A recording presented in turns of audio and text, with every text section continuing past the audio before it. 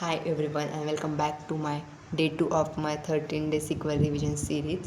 So आज मी आपल्याला SQLच्या commands and त्याचे डिफरंट टाईप्स याच्याबद्दल सांगणार आहे.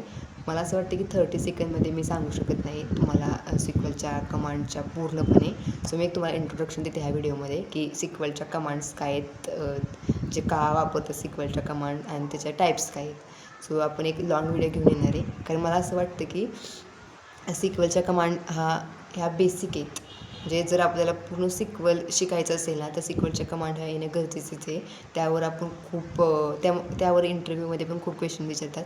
म्हणजे difference between truncate and delete, difference between drop and delete, खूप सारे प्रश्न विचारतात आपल्याला. DDL अँड DML कमांडवरच आपल्याला खूप प्रश्न विचारतात.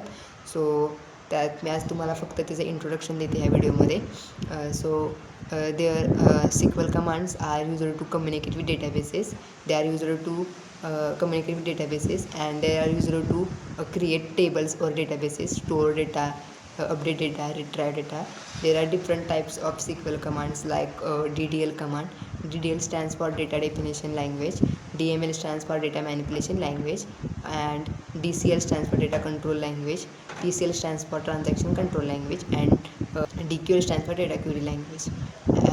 ह्या सगळ्या SQLच्या 5 कमांड्स आहेत. सो पुढच्या व्हिडिओमध्ये मी तुम्हाला DDL कमांडविषयी पूर्ण एक्सप्लेन करून सांगणार आहे. सो तो लाँग व्हिडिओच येईल माझा.